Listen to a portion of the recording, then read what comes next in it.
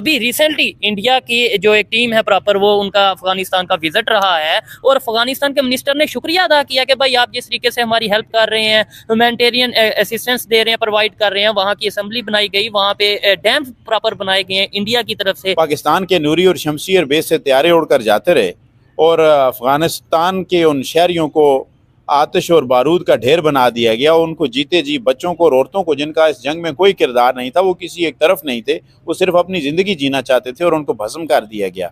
उसके एवज आपने यूनेस्को और बाकी आलमी इदारों से इमदाद लेके उनके पनाह गजीनों को यहाँ पे पनाह दी और कुछ अरसा खिलाया पिलाया, उन्हें नमक हराम के ताने दिए। आपने उन्हें तालिबान दिए, आपने ज़बरदस्ती बंदूक के जोर पे वहाँ उन अवाम पे कब्जा करवाया। अमेरिका के कहने पे ऐसे ये इसी पैक की गेम की वजह से सारा हो रहा था। जबकि उसके मुकाबले में इंडिया ने वहाँ डैम्स दिए, इंडिया ने वहाँ पे स्कूल्स दिए, इंडिया ने वहाँ पे इन्वेस्टमेंट की।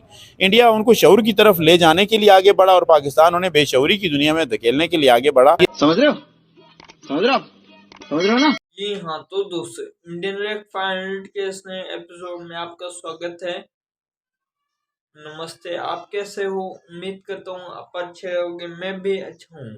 और आज हम एक वीडियो पे रिएक्शन करने वाली वीडियो है रियल एंटरटेनमेंट टीवी चैनल से, जिस वीडियो का ओरिजिनल लिंक चैनल के डिस्क्रिप्शन बॉक्स में मेंशन है, तो आप चेकआउट कर सकते हैं।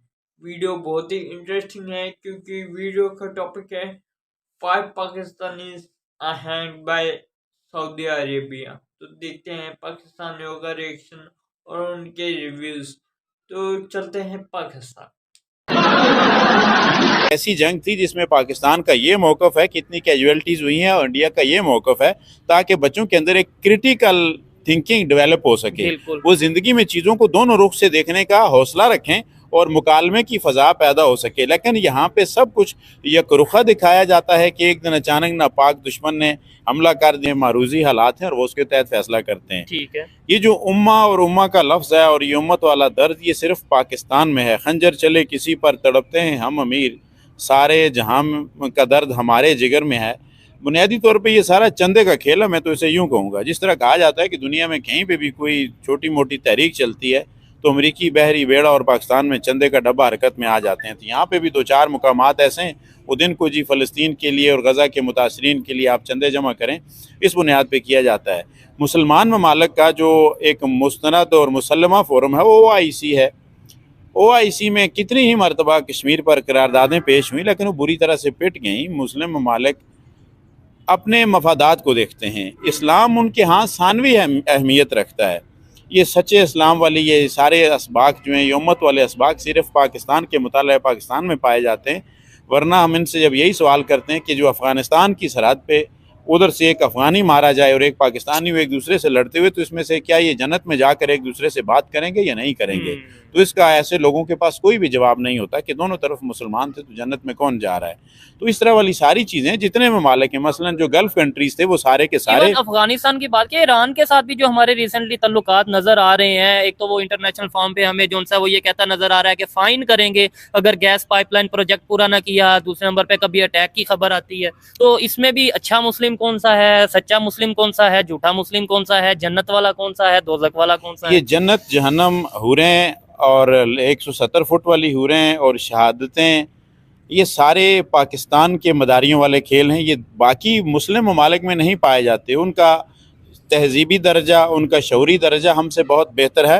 वो बहुत आगे की देखते हैं और बहुत आगे की सोचते हैं। जो गल्फ़ कंट्रीज़ थे वो सारे के सारे पाकिस्तान को भीख तो ज़रूर देते हैं, इनके लिए खजूरें तो उनके पास ज़रूर मौजूद हैं, मगर वो इन्वेस्टमेंट सारी भारत में कर रहे हैं, चूँकि भारत में वो अपनी इन्वेस्टमेंट को महफूज समझते हैं। जिस मुल्क में वज़ीर-ए-आज़म की इन्वेस्टमेंट महफूज नहीं है, उसे 2-4 दिन के अंदर से उठा के मसनद इक़्तिदार से जेल में डाल दिया जाता हो, उसकी सारी फैक्ट्रीज बंद कर दी जाती हूँ, तो एक आम आदमी वहाँ पे इन्वेस्ट करने कैसे आएगा और क्यों कराएगा? तो इस बुनियाद पे सऊदी अरब और जी बाकी गल्फ़ कंट्रीज़, इमारात वगैरह जितने भी हैं, वो सारे के सारे इस वक्त अपने जुमला मामलात वो हिंदुस्तान के साथ कर रहे हैं। तो हमें इन चीज़ों को देखना पड़ता है कि दुनिया अपनी तरजीहात तब्दील कर रही है। इवन अगर कश्मीर की बात करें, यूएई की तरफ से इन्वेस्टमेंट की गई है कश्मीर में, इंडिया साइड कश्मीर में, मॉल ऑफ श्रीनगर और भी बहुत से प्रोजेक्ट हैं। पाकिस्तान में हमें चंदा और वहाँ पे इन्वेस्टमेंट, मतलब यहाँ पे उनके इंटरेस्ट या यहाँ पे उनकी जो प्रायोरिटीज़ हैं उसकी सामने आती हैं।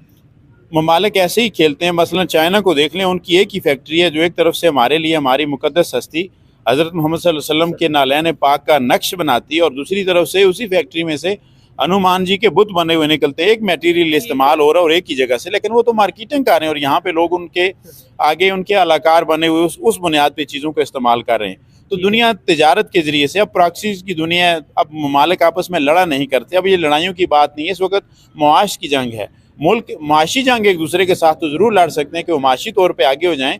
बाकी ममालिक का अवामी शऊर इतना बढ़ चुका है कि वो जंग की तरफ अगर कौमें जाना भी चाहें, मसलन मैं यूँ एग्जांपल दूं कि अगर अमेरिका इस वक्त पूरी दुनिया पे कब्जा करना चाहे तो कोई भी उसे रोकने वाला नहीं है। हाँ, उसे रोकने वाला सिर्फ अमरीकी अवाम का शऊर है कि अगर अमरीकी एक शहरी भी बाहर मरता है किसी जंग में, पराई जंग में, तो उसका मुहासबा कांग्रेस से किया जाता है, उसका मुहासबा सदर से किया जाता है कि एक शहरी क्यों मरा। वो जंग में नहीं झोंकने देना चाहते। सिर्फ हमारे यहाँ ये है कि गजवा होगा, मार होगा, वो जो शेख रशीद टाइप सियासत है कि जलाओ, घेराओ, इनका पथराव मंदिर की करो, सब कुछ है, घंटियां बजा देंगे, ये बजा कर देंगे। तो ये घंटियां बजाने का वक्त नहीं है। अब ये ग्लोबल विलेज है। ऐसे ही अब आप घंटियां बजा के और घंटे बजा के फिर आप घंटा घर खेलते रहेंगे और आपके हाथ में कुछ नहीं होगा। सर, आपने गल्फ कंट्रीज की बात की कि भाई वो अपने इंटरेस्ट को देखती हैं और उनकी सोच हमारी सोच से फर्क है, पाकिस्तान में ये चीजें हैं। मैं कहता हूँ गल्फ कंट्रीज को एक साइड पे रखते हैं, अफगानिस्तान की बात कर लें, शरी निज़ाम है वहां पे। मतलब अगर हम इस्लाम के पॉइंट ऑफ व्यू से देखें, शरी निज़ाम है, वो तो इंडिया के साथ रिलेशन बेहतर रखे हुए है।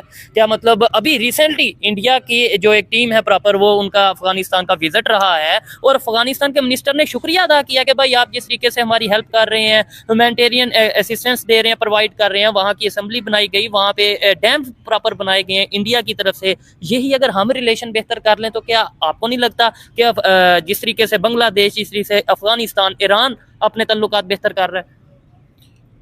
अफगानिस्तान की जब बात करें तो आपने बिल्कुल सीधी और सामने की मिसाल दी है कि किसी ने क्या दिया है। दुनिया ने वाक़यात व हवादिस की शक्ल में जो कुछ मुझे दिया था वो लौटा रहा हूँ मैं। पाकिस्तान के नूरी और शमशीर बेस से त्यारे उड़कर जाते रहे और अफ़गानिस्तान के उन शहरियों को आतिश और बारूद का ढेर बना दिया गया। उनको जीते जी बच्चों को और औरतों को, जिनका इस जंग में कोई किरदार नहीं था, वो किसी एक तरफ नहीं थे, वो सिर्फ अपनी ज़िंदगी जीना चाहते थे, और उनको भस्म कर दिया गया। उसके एवज़ आपने यूनेस्को और बाकी आलमी इदारों से इमदाद लेके उनके पनाह गज़ीनों को यहाँ पे पनाह दी और कुछ अरसा खिलाया पिलाया, उन्हें नमक हराम के ताने दिए, और उसके बाद बैक बीनी और दो गोश्त उन्हें पकड़ के निकाल दिया गया।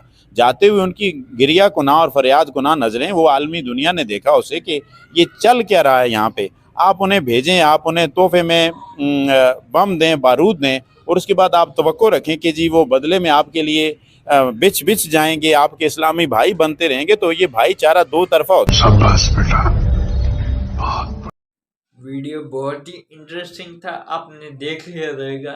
मैं तो समझ नहीं पाता कि मतलब ये पाकिस्तानियों की प्रॉब्लम क्या है। मतलब हर बात में इंडिया से कंपैरिजन। अरे कंपैरिजन उसके साथ किया जाता है जिसके साथ कुछ हो, जिसके पास कुछ होता है।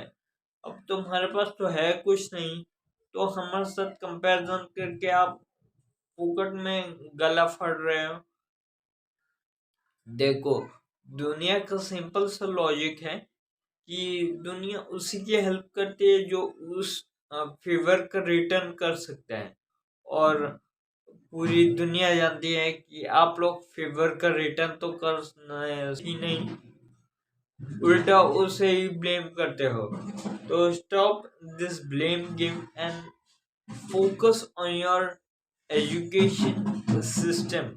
जब तक आप अपना एजुकेशन सिस्टम को सुधारोगे नहीं, तब तक लोग आपको नीचे निगाह से देखते रहेंगे और फायदा नहीं होगा। और बात करते हैं, जैसा उस पत्रकार ने बोला कि आपके पास कुछ होना तो चाहिए, तभी तो देखो, सिवाय करप्शन के आपके कंट्री में है नहीं सीखने के लिए, और करप्शन किसी और कंट्री को चाहिए भी नहीं, क्योंकि corruption is a major thing which plays a major drawback to decrease the economy of country. तो कोई भी अपना पॉलिटिकल स्टांस है, इकोनॉमिक स्टांस डिक्रीज नहीं करना चाहता, तो इसलिए सब आपसे दूर ही रहते हैं। तो दिस इज फ्रॉम इट। उम्मीद है आपको ये वीडियो अच्छा लगा होगा। वीडियो अच्छा लगा हो तो चैनल को do like, subscribe and comment, और बोलिए कि कि अब मेरी बातें आपको लॉजिकल लगी या इलॉजिकल लगी। तब तक के लिए जय श्री राम, वंदे मातरम एंड जय Hind. Bye bye, tata, good bye, गया।